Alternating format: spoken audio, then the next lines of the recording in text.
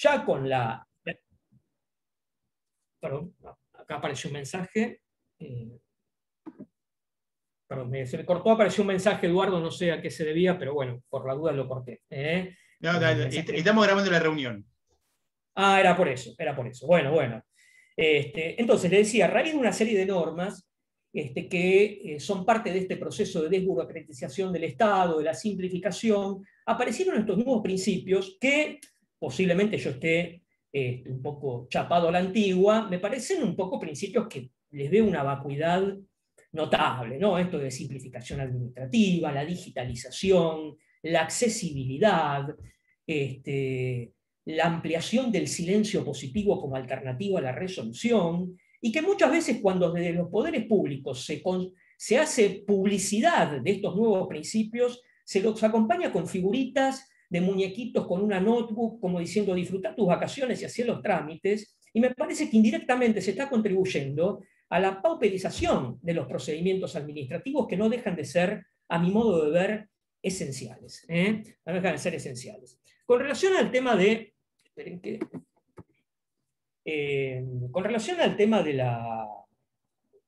de estos nuevos principios, bueno, obviamente ya existían, se venían implementando con resultados diversos. Estaría muy bueno poder trabajar en esta charla, no hay tiempo, un poco analizar todos estos principios desde un caso ya conocido y bien desplegado, como es ya los años que ya lleva el Tribunal Fiscal trabajando con un proceso digital. Bueno, quedará para otra oportunidad y con gusto me sumo si Eduardo me lo permite. Y obviamente, a raíz de dos situaciones, perdón, se presentan dos situaciones a raíz de la pandemia. Por un lado, que nos importa para confrontarlos con los principios que acabo de referenciar. Por un lado, lo que tiene que ver con la adopción de medidas preventivas, que implicaron, obviamente, suspensión de los términos procedimentales, y no solo eso, una suspensión formal y concreta de los términos de los procedimientos administrativos, sino también las demoras asociadas a la imposibilidad de muchos agentes de concurrir a sus lugares de trabajo, algo para lo cual no siempre se estaba preparado. Y por el otro lado, la aceleración del uso de herramientas digitales, y puntualmente voy a hacer foco en lo que se conoció como las presentaciones electrónicas o presentaciones digitales, implementadas mucho antes de la pandemia, en el 2019, por la Resolución General 4503. Y antes de avanzar un poco en el análisis de estas dos situaciones, la referente a los plazos y al uso de las presentaciones, quiero hacer foco en lo que tiene que ver con el debido proceso objetivo como principio rector del procedimiento administrativo fiscal. Que obviamente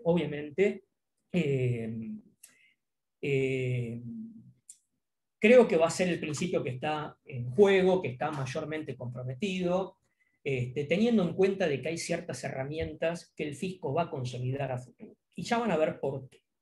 Bueno, con respecto al debido proceso objetivo, todos sabemos que comprende el derecho a ser oído, a ofrecer y producir pruebas y a exigir de la administración una instrucción, independientemente de lo que la parte proponga. También implica una participación activa del contribuyente en el curso del procedimiento, por más que las normas lo restrinjan, como tenemos casos donde se prohíbe la sustanciación de recursos o no se permite la presentación de alegatos, y obviamente también el alcanzar una decisión fundada.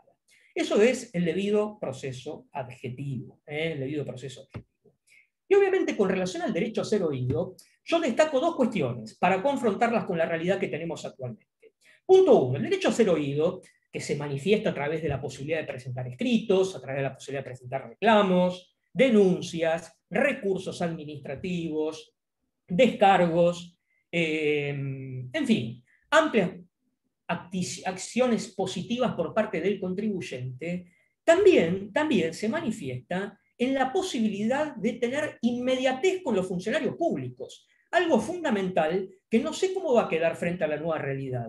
Y no estoy hablando de hacer pasillos con finalidad de rosca o tratar de acercarse o hacer alegatos de oído. Estamos hablando de la inmediatez con el funcionario, exigir, como en su momento lo autorizó el decreto 229 del 2000, que se conoce como la carta compromiso al ciudadano, la posibilidad de ser asesorado, de ser acompañado por el funcionario en el marco de las tramitaciones administrativas.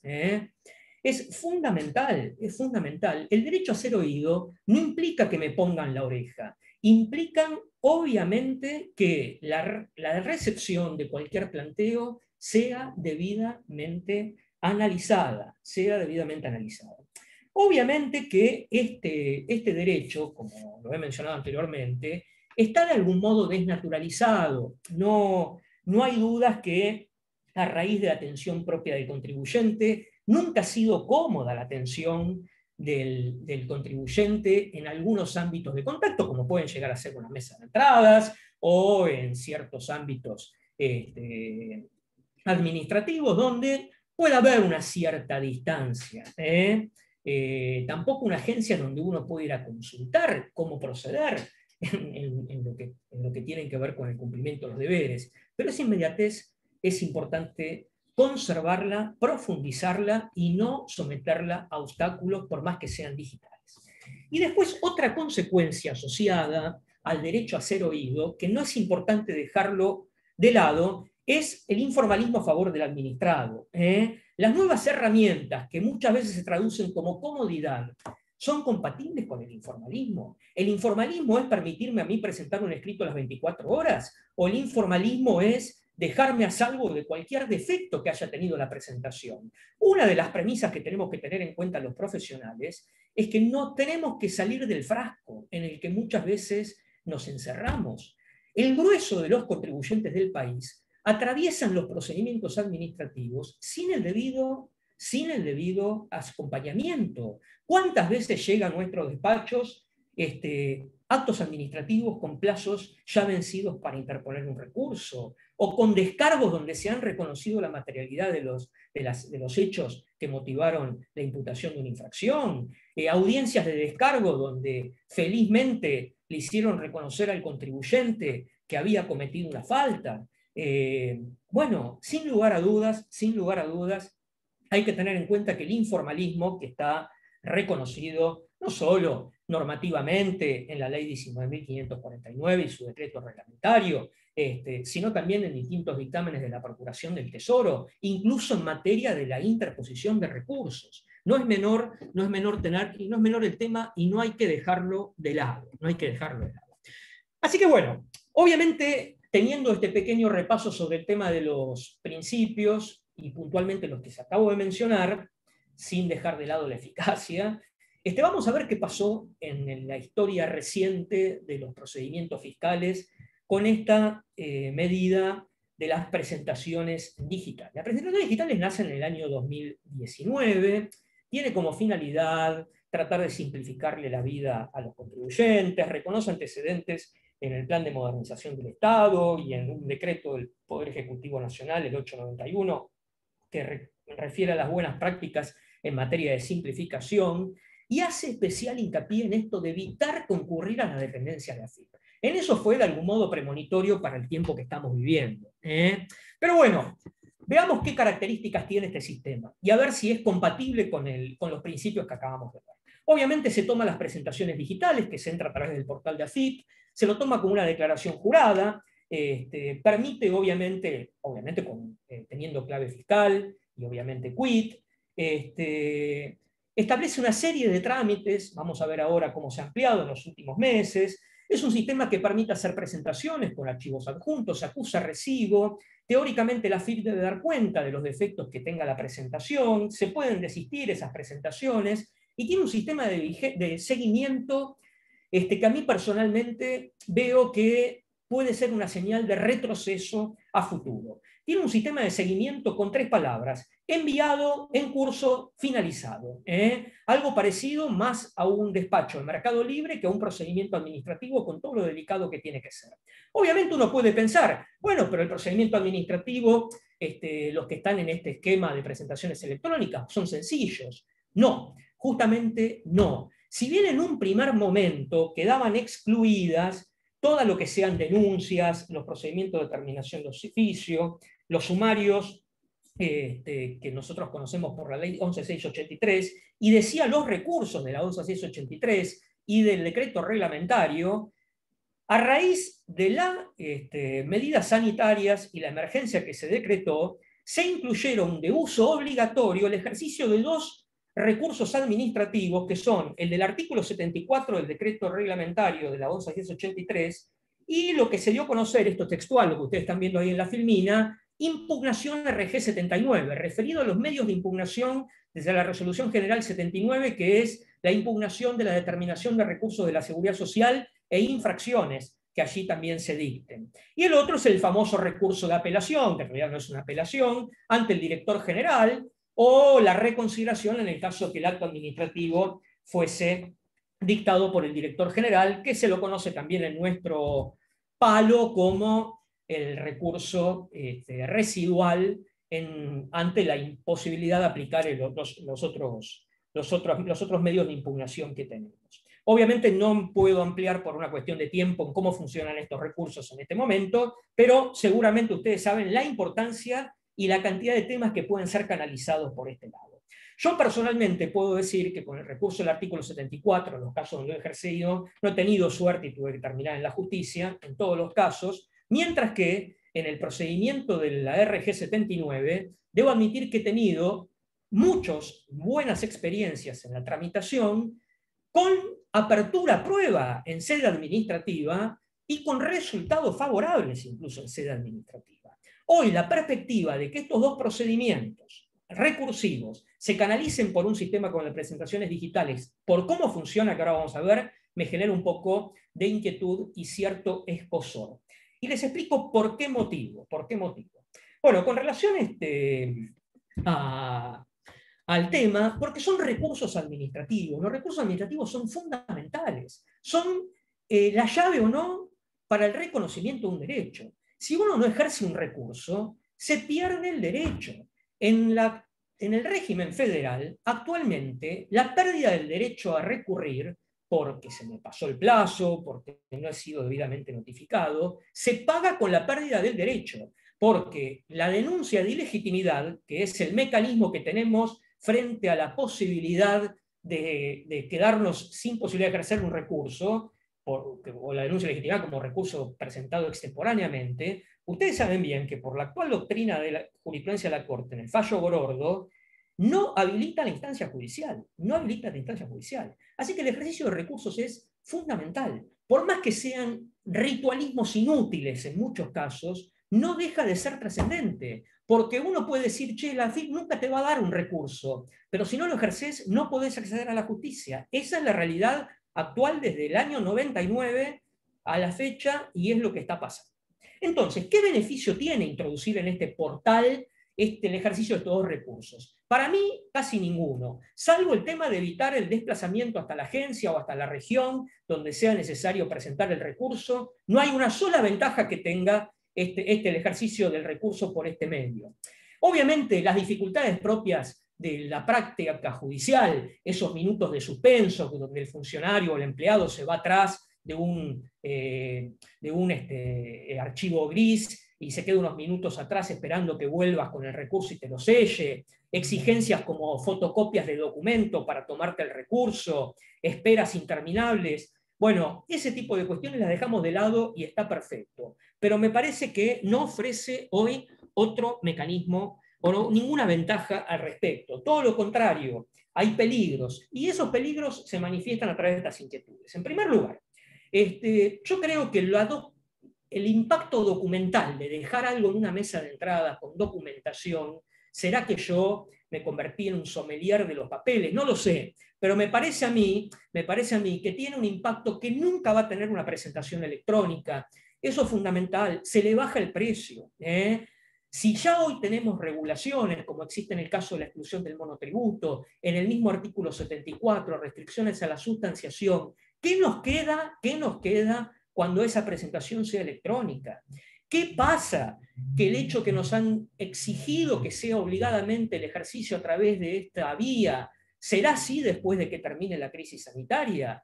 ¿Qué alternativas tengo? ¿Cómo procedo ante casos de imposibilidad de presentación por las dificultades propias de falta de servicio, la situación que se ha dado a lo largo de todos estos días y mucho antes de caídas del sistema de la AFIP, o la imposibilidad de los contribuyentes de no tener acceso a Internet. ¿Cómo se procede? Ya sabemos cómo se paga una interposición extemporánea de estos recursos. Obviamente uno puede decir, bueno, tengo alternativas. Bueno, no hay alternativa, no hay alternativa. Y ahí me reservé la última pregunta de esta pantalla. Bueno, ok, si estamos al borde del vencimiento, vamos al plazo de gracia, las famosas 2 primeras que ustedes saben que siempre ha regido en sede administrativa. Pues la realidad es que no. Si algo faltaba en esta situación de crisis que estamos sufriendo y que estamos obviamente con un cansancio muy grande y con mucha preocupación por la salud de uno y por la salud de todos, es la inoportuna decisión de la AFIP a través de esta resolución general 4884 del 2020 de dejar sin efecto otra resolución general de DGI, la 2452, que había permitido, en consonancia con el artículo 25 del decreto 1759-72, que es la reglamentaria la 19.549, que permitía el ejercicio de los derechos recursivos hasta el momento del vencimiento, las 2 primeras horas del día siguiente. Tengamos en cuenta el horario de oficina. Obviamente con sustento en que el decreto reglamentario que acabo de mencionar había abrogado las 2 primeras, el plazo de gracia, en los expedientes digitales, que es lo que hoy todos conocemos como el procedimiento digital por las plataformas TAD, trámites a distancia. Pero tengamos en cuenta que el Tribunal Fiscal que aplica el TAD permitió la continuidad del plazo de gracia. Así que obviamente no ha sido una decisión que creo que es válida. Para mí, un expediente digital que me permita a mí ejercer el derecho durante todo el plazo, donde no tenemos una limitación de horario de oficina, es totalmente válida. Yo no veo que esté mal la decisión de la AFIP, lo que me parece que la oportunidad no es buena, cuando hoy tenemos a muchísimos contribuyentes que desconocen dónde ir a presentar algo y dónde han sido empujados a la utilización de una vía electrónica.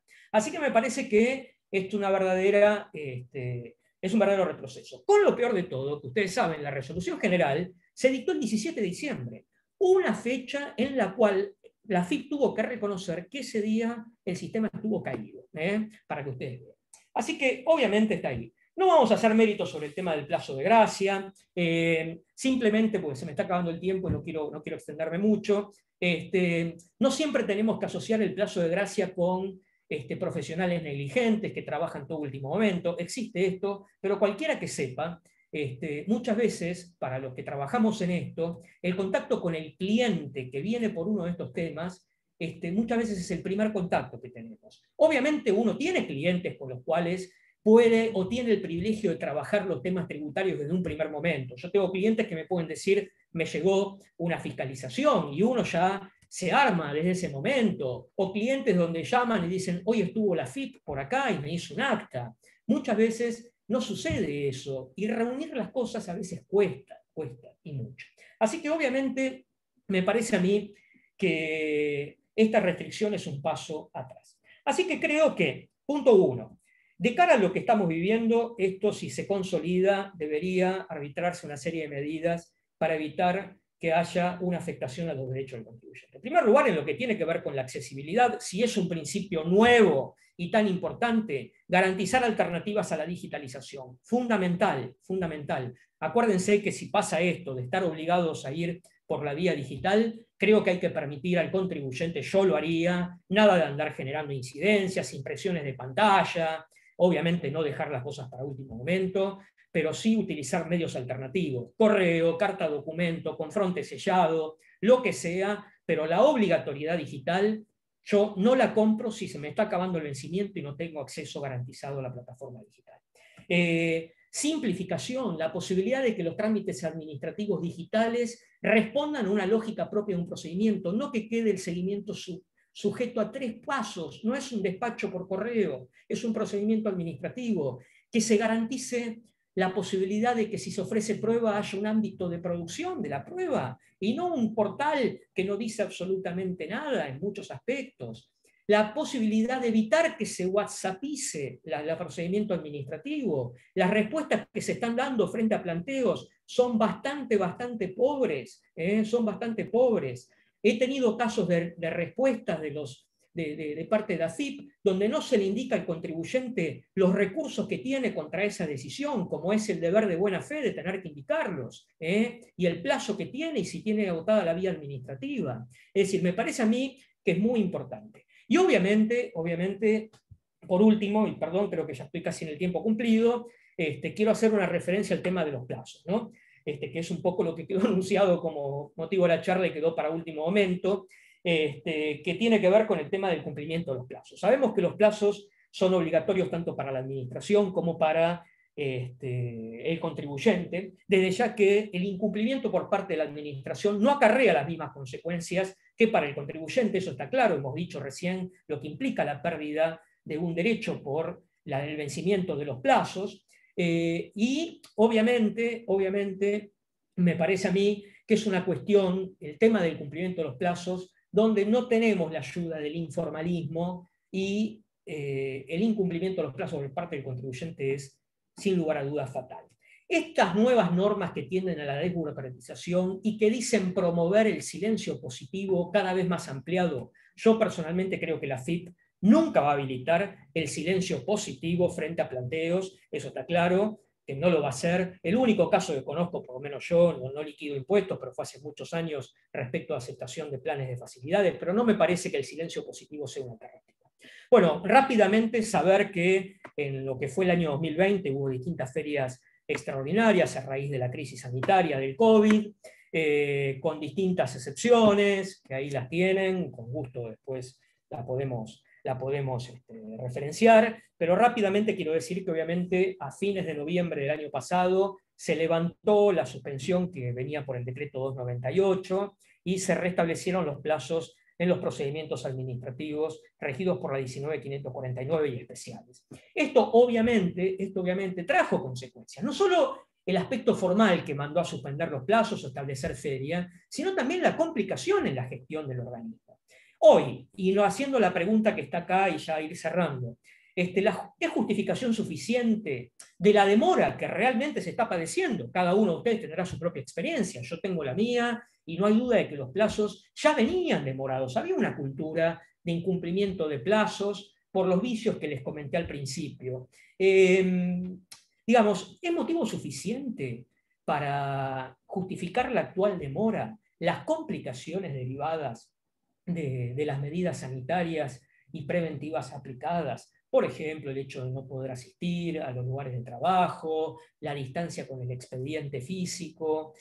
La realidad es que no, la realidad es que no. Las cuestiones de índole estrictamente burocráticas, la jurisprudencia nunca las ha tomado como justificativo, y simplemente comentarles para cerrar que he hecho alguna investigación al respecto, he visto que hemos tenido un fallo, que ustedes lo pueden ver ahí, publicado, si bien se llama CREDUD, en realidad es CRESUD, lo que pasa es que quedó caratulado ahí, respeté cómo está la carátula por si alguien lo quiere ver, donde hubo un caso que vino del Tribunal Fiscal. Ustedes saben que frente a la demora tenemos distintas herramientas. El pronto despacho como preparación para lo que puede venir, que puede ser el silencio o un recurso de amparo ante el Tribunal Fiscal.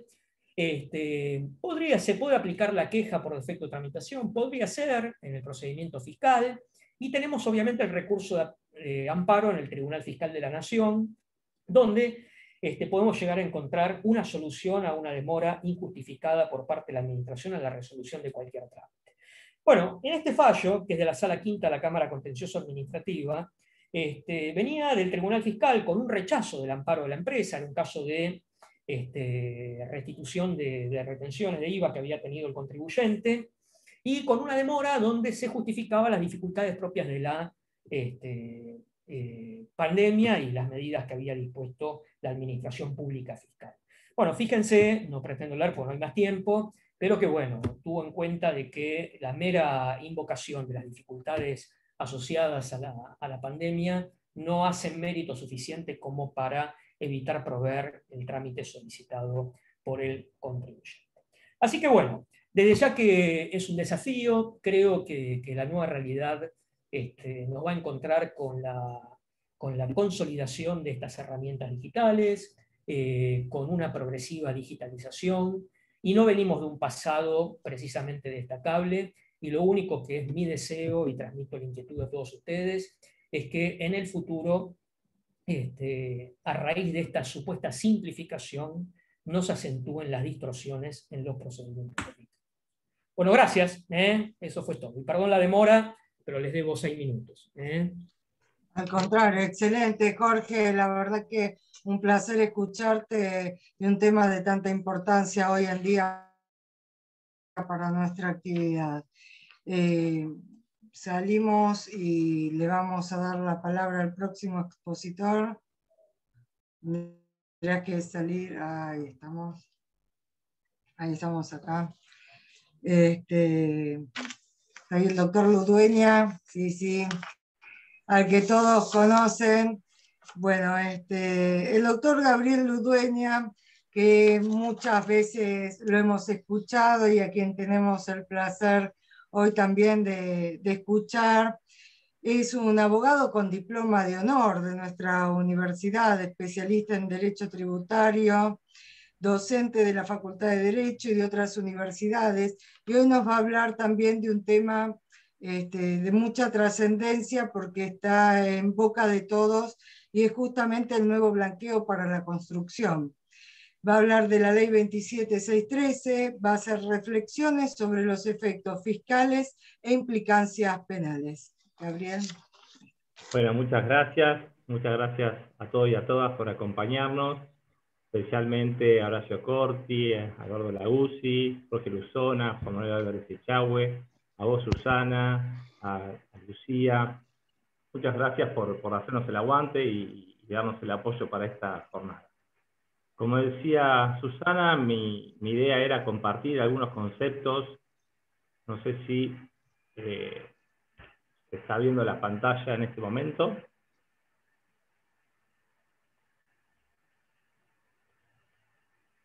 Aún no, Gaby. No, a ver. Intento compartir de vuelta. Estoy en PowerPoint, a ver si lo puedo... Acá lo encontré. Sí. Bienvenido a leer el Zoom. Sí. Siempre hay algo nuevo. Bueno, creo que ahí se puede compartir. Sí. Como decía Susana, la idea era compartir algunas notas del último blanqueo, el más reciente y el último, se promete, una mentira, destinado a la construcción, ¿sí? La idea mía era hacer un repaso rápido de la normativa y focalizarnos en los aspectos de los beneficios fiscales y penales, ¿sí? Antes de arrancar, un repaso marcando distinciones entre un plan de pago, un régimen de moratoria y un blanqueo propiamente dicho. Repasar muy rápidamente los requisitos de adhesión y sí dedicarme unos minutos a estos beneficios fiscales, penales, a los conflictos interpretativos que pueden generarse a partir de una norma de este tipo de blanqueo, donde se mezclan cuestiones tributarias, beneficios tributarios, beneficios penales, en el marco de una ley que se dice o se entiende como una amnistía, ¿no? Entonces, rápidamente, distinguir, no es lo mismo un plan de facilidades de pagos, una simple moratoria, que un blanqueo.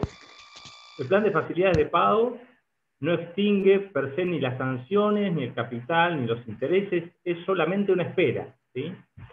La puede dictar por resolución general del propio administrador, a diferencia de las moratorias y los blanqueos, que necesitan ley formal del Congreso, que generalmente en el caso de las moratorias reducen intereses, excepcionalmente el capital, pero sí reducen o quitan las sanciones y puede hablarse también de una amnistía parcial en el caso de las moratorias. Ejemplo de las últimas, 26.476, 27.260, 27.541, ampliada por la 27.562. Los blanqueos tienen también, o tienen que tener origen legal, y aquí hay un impuesto que sustituye los evadidos. Hay un impuesto especial en reemplazo de los evadidos. No siempre en todos los blanqueos hay un impuesto de reemplazo. Por ejemplo, en el blanqueo de la 26860, que yo subrayé, era un blanqueo gratis en este punto. Pero lo normal es que haya un impuesto de sustitución, un impuesto de reemplazo por los anteriores que se hayan evadido. Y también, al igual que las moratorias, en materia sancionatoria, infracciones y delitos, implica una amnistía, un olvido de la sanción. ¿Qué similitudes tienen? Bueno, significan medidas en favor del contribuyente. Las moratorias y los blanqueos se suelen utilizar como herramienta contracíclica para mantener la economía en épocas de crisis. Sí, significan un premio y castigan el cumplimiento tributario. El mayor porcentaje de recaudación tributaria es por cumplimiento voluntario, ¿no?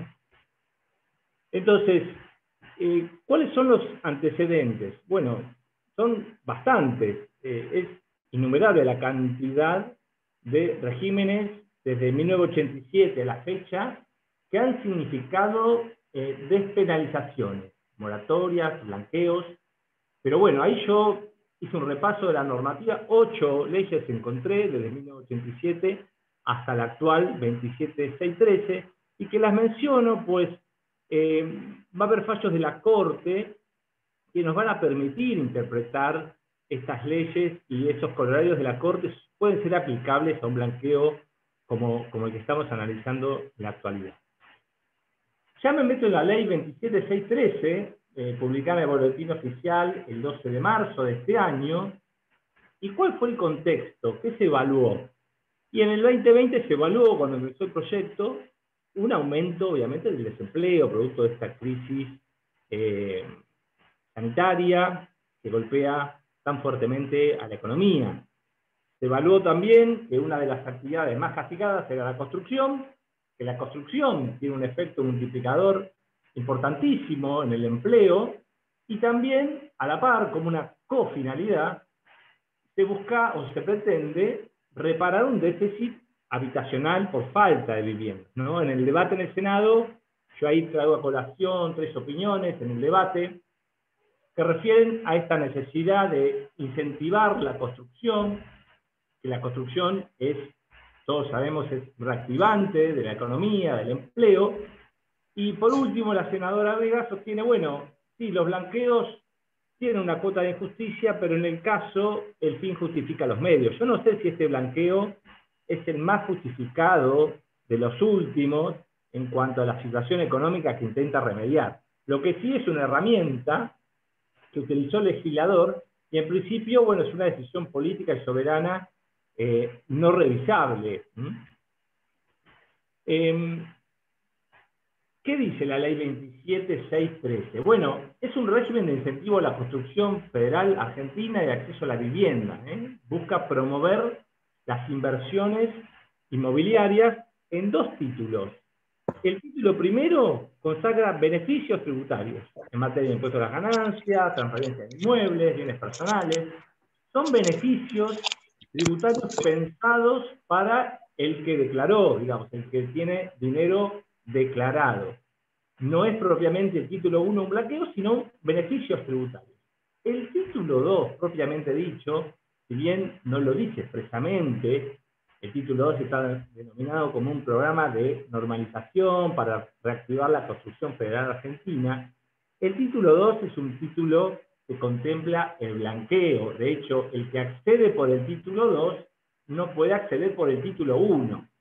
La nota que pongo sobre la mesa no es un blanqueo de libre disponibilidad. O sea, los fondos que se declaran deben tener un destino específico, que es la actividad constructiva. Incluso hay una fecha tope, una vez ingresado, para invertirlos en la construcción, del 31 de diciembre del 2022. Esperemos que ya la pandemia sea una historia, ¿no? Pero bueno, no estamos seguros de eso. Sí, seguro de la fecha de corte, digamos. El marco normativo, Ley 27613, Decreto 244, Resolución General 4979, una comunicación del Banco Central, una resolución general de la CNB, Pero me meto en 2 minutos en el esquema central del blanqueo. El destino de los fondos declarados. Los fondos declarados, como dije, afectarse a la actividad constructiva antes del 31 de diciembre del 2022. ¿Y cuáles son estas obras? Son obras privadas nuevas al momento de la vigencia, al momento del 12 de marzo de este año, o que tengan un inicio inferior al 50% de su finalización, es decir, que estén iniciadas, pero que les falte más del 50%, ¿sí? O sea, no es para unidades terminadas, si se quiere. ¿Quiénes pueden adherir? Personas humanas, subvenciones indivisas, sujetos a empresas, en la medida que sean residentes a la fecha de vigencia. Fecha de vigencia, repito, 12 de marzo de este año. ¿Qué se puede exteriorizar? ¿Qué se puede exteriorizar? Moneda fiduciaria, en pesos, moneda de curso legal y corriente en nuestro país, pesos, o extranjera, pero siempre moneda, no Bitcoin, no oro, siempre moneda fiduciaria.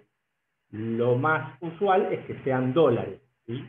Esa moneda extranjera. Es decir, pesos o moneda extranjera, lo más usual pueden ser los dólares, en la medida que no provengan de un país no cooperante o de alto riesgo fiscal calificado así por el GAFI.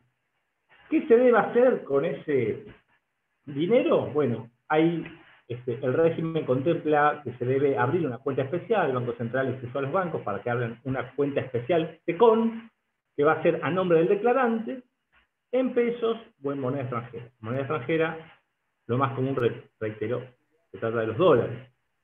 Ahora, la norma en el artículo 6 enfatiza que, ¿cuál es lo que se puede exteriorizar, blanquear? Bueno, lo no declarado, casi una obviedad, pero este es un régimen, el título 2, para lo no declarado. Lo no declarado, lo que no declaraste se puede exteriorizar. ¿Hasta cuándo? Bueno, el régimen estará abierto desde el 12 de marzo, ya está abierto, el 12 de marzo, hasta el 9 de julio de este año, 120 días corridos. Se ingresa en este marco de 120 días, se ingresa, está vigente, luego del ingreso hay un impuesto especial, y luego debe afectarse lo que está en esa cuenta especial a una actividad constructiva. Como anticipé, no se trata de un blanqueo gratis, sino que lo exteriorizado devenga un impuesto especial que se va a regir por la ley 11.683. ¿Y cómo se calcula ese impuesto especial? Se calcula al momento que ingresó lo declarado en la cuenta especial, que es en pesos un porcentaje, y si es en dólares, se convierte al tipo de cambio oficial de ese día, al tipo de cambio comprador. Hay una escala progresiva que tiende a favorecer el ingreso de manera rápida, del 5% hasta el 10 de mayo, eso ya pasó, y no pudo ser muy utilizado porque el Banco Central demoró algo en la reglamentación de esta cuenta, de las cuentas especiales.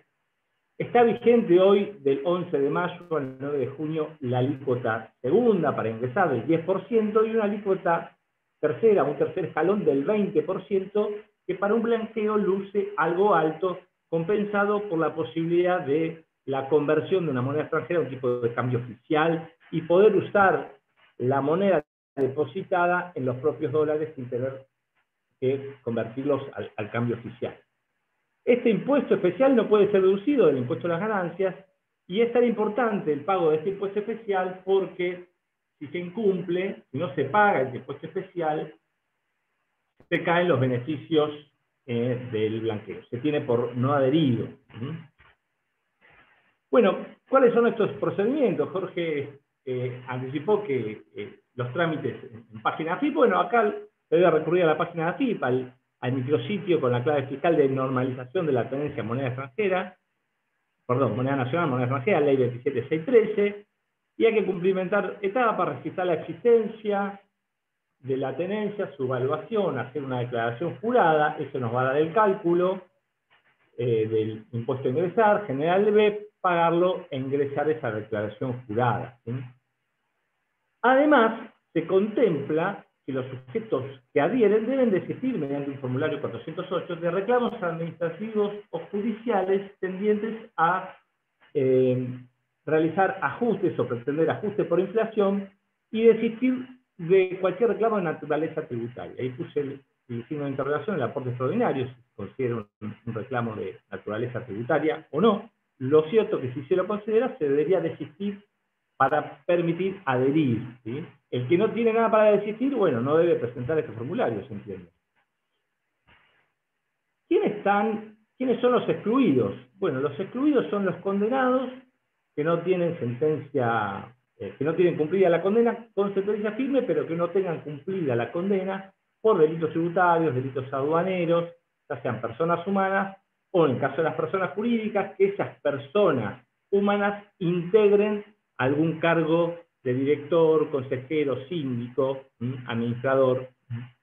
También es muy casuístico el régimen con la exclusión de los funcionarios públicos y incluso contempla grado de parentesco e incluso, o lo que cabe detenerse es con el lavado de dinero, que ahí hay una gran exclusión objetiva porque los fondos exteriorizados no pueden venir de una actividad imputada como lavado de dinero, ¿sí? El organismo bancario informante deberá evaluar si se trata de evasión y quizá en ese sentido no emitir un ROS, pero si el operador interpreta que es una actividad que proviene del lavado de dinero, debe emitir el ROS, y eso no va a ser posible que adhiera al régimen este. Obviamente el problema se complica cuando hay causas en trámites y la imputación múltiple. Ahí les traigo a colación el fallo Vera Cucchiaro del 7 de octubre del año pasado, donde la ley 27.260, también similar a esta, excluía el tema o el perdón de los delitos de lavado. Bueno, ¿qué pasó en esa causa? La Sala 4 extinguió la imputación respecto de la evasión, pero la causa continúa porque se investiga una posible comisión de un delito de lavado de dinero. Voy con los beneficios tributarios, los beneficios fiscales. El artículo 11 es central para esta exposición. Señala que los sujetos que declaren no están obligados a informar la fecha de compra, ni el origen, fecha de compra, ni el origen, y gozarán de los siguientes beneficios, por los montos declarados. Los siguientes beneficios por los montos declarados. Hay tres incisos en este artículo en cuanto a lo tributario, el A y el C. El A señala, bueno, no habrá imputación por incremento patrimonial no justificado, y se entiende que se eximen, se liberan todos los impuestos que hubiera generado la renta que ahora se exterioriza, los impuestos que se han evadido, salida no documentada, ganancia, IVA, impuestos internos, impuestos del capital sobre cooperativas, bienes personales. Se aclara expresamente que no comprende entre las liberalidades las retenciones, percepciones practicadas y no ingresadas. Se invita a las provincias a eximir de impuestos locales que puedan afectar la exteriorización. Lo cierto es que todavía no conozco ninguna provincia que se haya adherido por ley a este régimen. La ley podría haber eximido, por causa del progreso, los impuestos locales, ¿sí? Pero no lo hizo así. Me detengo con los beneficios penales. En el mismo artículo 11 es el inciso B que señala, bueno, los sujetos que efectúen esta declaración por los montos declarados tienen los siguientes beneficios. Punto B, quedan liberados de toda acción civil, comercial, penal tributaria, penal cambiaria, penal aduanera e infracciones administrativas que pudieran corresponder. Fíjense, no hay otra distinción en el texto del inciso B. Fíjense también que en el A y el C estaban los beneficios tributarios, y por los montos declarados, en inciso aparte, inciso B, señala que los sujetos que hacen esta declaración voluntaria por los montos declarados tienen estos beneficios penales, ¿sí? Y el decreto, en el artículo 11, señala que en las causas en trámite este beneficio opera a pedido de parte, que en materia penal deberían presentarse por principio de ley penal más benigna, una excepción de falta de acción, la adhesión a este blanqueo deberá acreditarla y pedir que se extinga por la causal de la amnistía. Bueno, la pregunta central, digamos, que viene a la mente, bueno, ¿hay algún delito penal tributario, penal cambiario, aduanero o infracción excluida expresamente, más allá del lavado de dinero, agente de retención y materia cambiaria, provisión de operar con cambio? expresamente hay alguno, bueno, esa es una interpretación que tenemos que trabajar. En principio no, deberían extinguirse, no hay una distinción, si es que la ley podría ser una que sea válida, ¿no? Pero bueno, ahí estamos en otro tema. Acá expresamente la ley no distingue, entonces genera problemas interpretativos en un caso en concreto donde un contribuyente adherido quiera extinguir y el juez o la FIP se oponga, ¿sí? La FIP va a estar dispensada a realizar denuncias penales tributarias en relación al blanqueo, el Banco Central lo mismo. Y acá viene un punto central que quería comentar, la interpretación que tiene esta ley, ¿no? ¿Qué interpretación le damos? ¿Una interpretación restrictiva o una interpretación amplia? Y algunos dirán que estas leyes que contemplan beneficios tributarios, que son regímenes de excepción, deben interpretarse restrictivamente para evitar que estas excepciones se conviertan en regla, y hay muchos fallos de la Corte en este sentido, ¿no?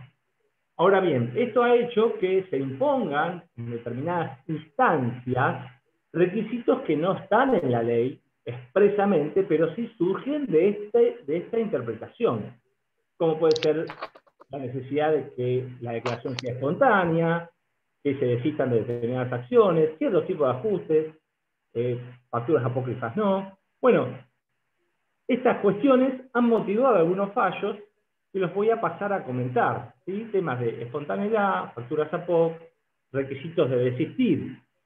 Bueno, voy a la interpretación amplia. Bueno, la interpretación amplia en cuanto a un requisito que puede ser en el contrabando de divisas respecto de la espontaneidad, bueno, la interpretación amplia me lleva a señalar que este requisito de que la adhesión tiene que ser espontánea, que no podría haber una causa en trámite, no está expresamente esa espontaneidad ni en la ley 27.260, ni en la 27.541, ni en la ampliada o reformada por la 27.562. Tampoco la espontaneidad está en este régimen de blanqueo. Y asimismo la espontaneidad, si bien estuvo vigente, ya no lo está más el régimen penal tributario. Estuvo en la 25.401 y en la 26.735, digamos. El régimen penal tributario actual no requiere tampoco espontaneidad. Respecto a otra cuestión que va a generar conflictos interpretativos, las modalidades de contrabando. Bueno, ¿qué contrabando puede liberar esta cuestión? ¿Todos los delitos, todas las imputaciones de contrabando? ¿O quizás si es mercadería prohibida, no? Bueno, la ley no distingue entre una modalidad y la otra. Y además también hay criterios de la Corte que señalan que los beneficios fiscales no necesariamente deben interpretarse del modo más restringido, sino conforme que el propósito de la ley se cumpla de acuerdo con una razonable y discreta interpretación. Ahora, ¿qué ha dicho la Corte en oportunidades anteriores o en blanqueos anteriores a los fines de poder utilizar algún precedente que nos ayude a realizar esta interpretación? Bueno, la Corte en el fallo Coparoni, en base a la ley 26.860, el contribuyente quería extinguir, mediante la adhesión de blanqueo, un ajuste que se le había hecho por facturas APOC, y la Corte, remitiéndose al dictamen de la Procuración, dijo, bueno, en realidad la ley 26.860 no excluye a los tipos de ajuste y libera el impuesto a valor agregado sin importar dónde se hubiese originado la deuda, como si lo excluye expresamente la 27.260 y como el legislador no distingue, no cabe hacerlo el intérprete. El fallo Coparoni es un precedente que la Corte sigue en Marcos Fernández, del 15 de abril de este año, y en Widmer, el 22 de abril de este año, por 280, siguiendo un fallo de la Cámara Contenciosa Administrativa. Con la ley 27.260, el blanqueo anterior, tenemos un fallo de la Corte Bunge del 6 de agosto del 2020 que el contribuyente prendía la exoneración de los intereses o la condonación de los intereses y la FIP sometía o planteaba que en la medida que no haya un desistimiento de la acción de repetición no podía quedar condenado. La Corte, con dictamen de la Procuración, también señala que ese requisito de desistimiento de la acción de repetición no estaba expresamente contemplado en el régimen. Ya no de Corte, sino de Sala Cuarta, lo traigo a colación porque es muy reciente, una ley de moratoria en realidad, pero que contempla una amnistía y es fuente de interpretación, de la Sala Cuarta, 19 de abril 2021, Garfunkel, dice que la ley 27541 extiende las acciones penales aduaneras sin ningún tipo de extensión. Una adecuada interpretación de la ley no puede llegar al extremo de exigir mayores requisitos de lo que ya. Directamente, no es que no lo esperan a. Alguien que tiene el micrófono abierto. Lo cierto es que estas interpretaciones amplias, restringidas, bueno, se dan en el marco, o hay que tener en cuenta que esta ley implica una amnistía. El Código Penal, el artículo 51, inciso 2, contempla la amnistía como una causal de extinción de la acción penal. El régimen anterior señalaba expresamente, 27.260, artículo 46b, que las liberalizaciones tenían el efecto del Código Penal. No decía amnistía, pero remitía al Código Penal. Y esta ley 27.613 no dice expresamente que esas liberalizaciones o liberalidades penales tienen efecto de amnistía, pero se entiende que sí lo es, ¿sí? Las amnistías, ha dicho la Corte, es una medida donde la facultad recae en Congreso, artículo 75, inciso 20, que debe interpretarse de manera amplia para no frustrar los fines que tuvo el legislador. Hay un fallo muy notorio, que yo lo traigo a colación, Franklin Lucero, 287-306, y en ese fallo la Corte trae a colación incluso el debate parlamentario del diputado Padilla, que dice, bueno, la amnistía es un acto político no jurisdiccional, no cabe agregar requisitos que no están en la ley, debe interpretarse de manera amplia. La amnistía, a diferencia del indulto, perdona hechos y no personas. ¿Qué dijo la Procuración del Tesoro respecto de regímenes de blanqueo? Bueno, la Procuración del Tesoro tuvo la oportunidad de expedirse frente a la ley 26476, 26476, el blanqueo de 2018, y la Procuración le tocó resolver una cuestión donde había una liberalidad penal que al legislador se la había olvidado, o eso concluye, creo acertadamente, la Procuración, en el sentido de que el régimen fomentaba la esterilización de moneda, pero en el artículo 32, inciso B, había olvidado de mencionar entre las liberalizaciones penales la exhibición de sanción frente al régimen penal cambiario. Entonces la Procuración, en el dictamen 12918 del 2009, suscrito por Guilén Mino, dice que la ley promovería el blanqueo, pero sometería a una infracción cambiaria por un olvido. Es decir, si se seguía la literalidad, un adherente podía ser sancionado bajo el régimen penal cambiario. La Procuración toma los fallos de la Corte e interpreta a la 26476 como una amnistía, y en tal sentido propugna una interpretación amplia del régimen para no frustrar la finalidad del legislador. Por lo tanto, tanto la Corte como la Procuración del Tesoro entienden que las medidas de clemencia constitucionales, amnistías, la amnistía es un blanqueo, deben ser generales y de interpretación amplia, ¿sí? Además, recordemos que una adecuada interpretación de la norma es la que evita colusionar derechos e evita la inconstitucional. Por lo tanto, el blanqueo, digamos, también promueve, o uno de los beneficios del blanqueo, es la liberalización de las sanciones penales, tributarias, aduaneras, cambiarias, donde el legislador no ha distinguido unas en favor de otras y le corresponderá al intérprete realizar esta tarea, ¿sí? Estimo que muchas causas quedarán archivadas, pues debe prosperar la excepción de falta de acción por amnistía, ¿sí? Sean delitos o infracciones. Para terminar, a modo de reflexión, bueno, es injusto frente al principio de generalidad, frente al principio que señala que todos deben tributar los impuestos. El blanqueo sí, ningún blanqueo puede decirse que es justo, lo que sí hay que evaluar el contexto, el momento, y quizá ese blanqueo haya sido el más justificado de todos los anteriores. Sucede que son varios ya a los que hemos sido testigos.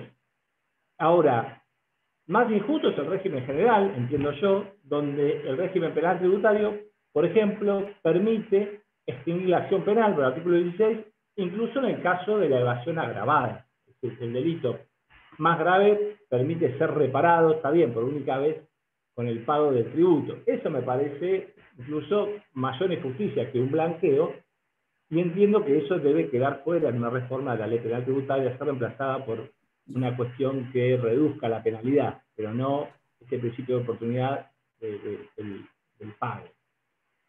Sí, la alícuota en el último tramo la aprecio como costosa del 20%, eso no va a incentivar la adhesión al régimen. Podría haberse incluido la exención de los tributos locales como facultad del Congreso, utilizando la herramienta de la cláusula del progreso, y de esa manera dar certidumbre a un contribuyente que puede ingresar y pretender liberarse de los tributos nacionales y las acciones penales, pero verse envuelto en un litigio frente a ingresos brutos, impuestos de sellos, etc. Se generan dudas, se van a generar conflictos para extinguir los procesos penales tributarios y aduaneros. El legislador en este campo debe ser, ya sea para este blanqueo, para los próximos, debe ser muy cuidadoso en este campo que prima la estricta reserva de ley. Estamos hablando de tributos, de exenciones, en materia penal y de amnistía, digamos. Hay poco campo para recorrer por parte de un decreto o una resolución general de AFIP. Tanto que sea en buena parte, bueno, pero si es en mala parte, puede caer en una inconstitucionalidad. Ahora bien, yo he señalado que estos fallos que han llegado a la Corte han sido discusiones por cuestiones de requisitos pretorianos o interpretativos, y amén de eso, el legislador, en la moratoria ampliada 27562, en el artículo 8, expresamente señala que para la adhesión al régimen de esta moratoria, que consagra una amnistía, no podrán establecerse condiciones adicionales a las explícitamente estipuladas por la ley, ¿no? Casi una tautología, pero lo cierto es que el legislador, en el régimen de moratoria anterior, ya advirtió esta serie de requisitos que conspiran contra el régimen y contra la seguridad jurídica. El contribuyente que saliera un blanqueo no quiere estar discutiendo con la AFIP en la justicia si el blanqueo procede o no, si se le caen los beneficios. Quiere tener cierta certidumbre.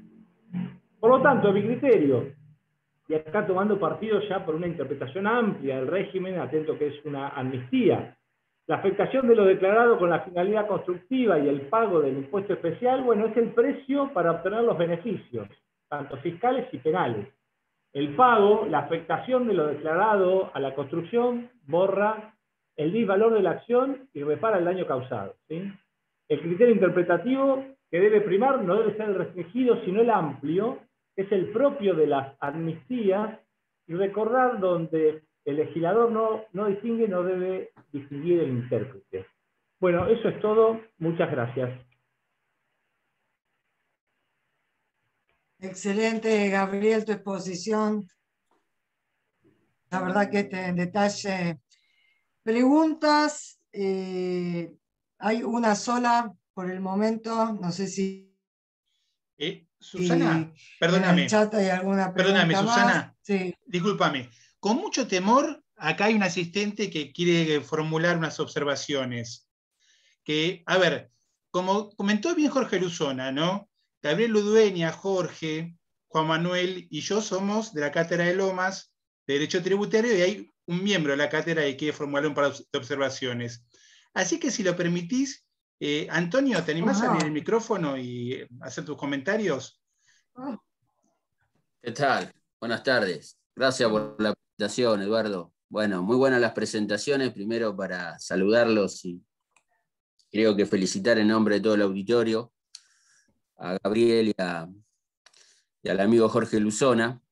Y simplemente yo lo que digo es que Jorge, yendo al tema de él, cuando habló de los plazos y el plazo de gracia con respecto al tema de AFIP, que bueno, que este procedimiento ahora electrónico, estas presentaciones por el TAT, permiten las 24 horas realizar estas presentaciones, independientemente que lo prevé el Código Procesal, esta extensión de plazos y que se aplicaría supletoriamente, independientemente de eso para la cuestión de DGI, de la Dirección General Impositiva dentro de AFIP, expresamente el Código Aduanero, el artículo 1009, lo que dice es que se pueden realizar presentaciones dentro de las 2 primeras horas del plazo vencido.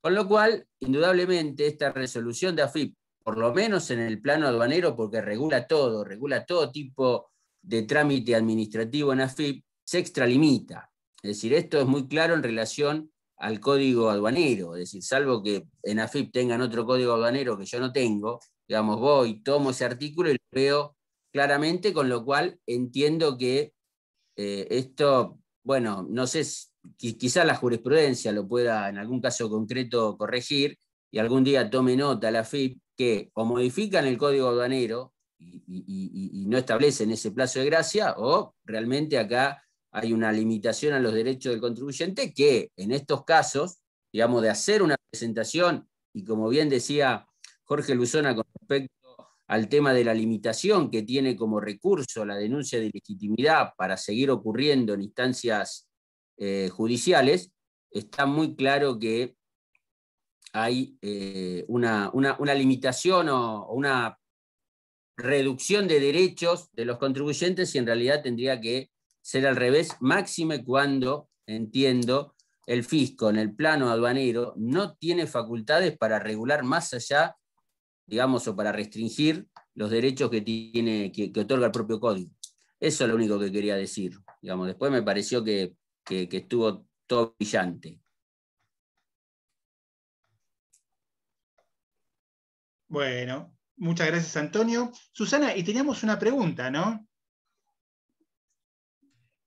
Bueno, ahí a las 2 preguntas que vinieron, qué bueno que se pudo sumar Crico, la verdad que el otro día lo escuché, también estuvo extraordinario. Para Gabriel, hay una pregunta, si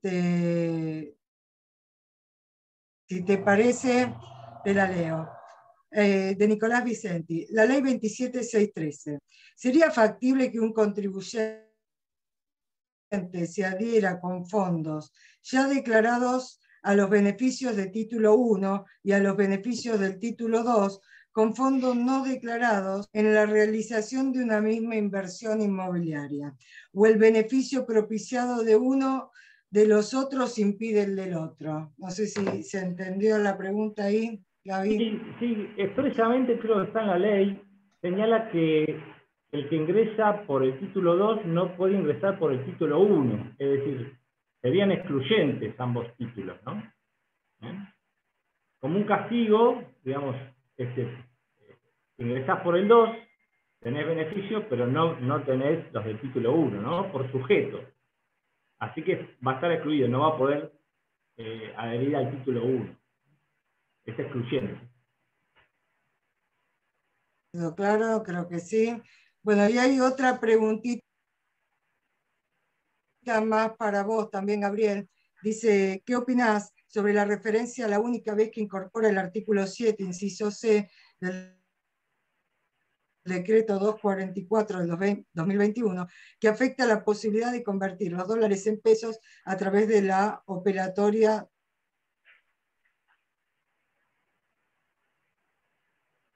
Sí, bueno, con eso no solo es la única limitante que tiene el decreto, también hay otras limitantes en cuanto a formularios y requisitos que, en mi opinión, en general, sin un caso en concreto, digamos, o a esta consulta, es que las limitantes que juegan en contra del contribuyente, en la medida que sean infralegales, no pueden generar una restricción, sería inconstitucional, ¿no?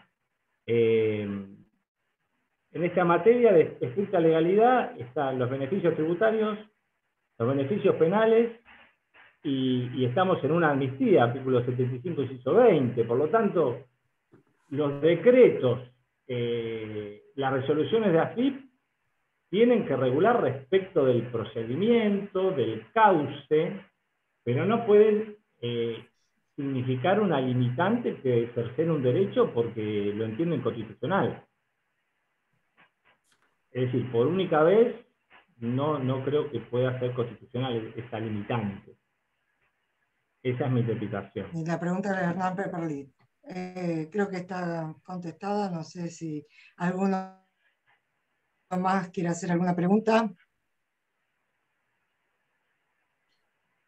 Bueno, Susana, si no tenemos más preguntas, vamos dando por terminada la jornada, si te parece. Así que bueno, no cabe más que agradecer a los expositores, digamos, por la claridad, la precisión y la brillantez, digamos, de sus dichos, a la coordinadora por la animación que le puso y a todo el público, bueno, por habernos acompañado durante el día de hoy. Así que, bueno, antes de concluir, vamos a repetir un poco el mensaje que Lucía mandó por el chat más o menos 400 veces durante esta jornada, ¿no? Que es aquellos que quieran digamos, que quieran el certificado y el material que podamos repartir, que nos escriban al correo de graduados de la carrera de especialización, ¿sí? Que les vamos a enviar tanto una cosa como la otra. Así que, bueno, les agradecemos enormemente por su presencia. Y bueno, y nos veremos entonces la próxima reunión que hagamos el mes que viene, ¿sí? Así que bueno, Susana, Gabriel, Jorge, muchísimas gracias por toda la onda que le pusieron a la jornada, y a todos los demás un saludo grande y nos estamos viendo, ¿sí? Así que bueno, buenas tardes y damos por terminada esta jornada, ¿sí? Así que bueno, buenas tardes. Muchas gracias, excelente, desde Mendoza. Bueno, muchas gracias a todos. Muchas gracias.